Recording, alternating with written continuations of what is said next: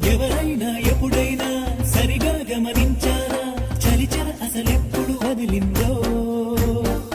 అణువణువు మురిసేలా చిగురాసలు మెరిసేలా తొలిసెగుణం ఎప్పుడు ఎదురైందో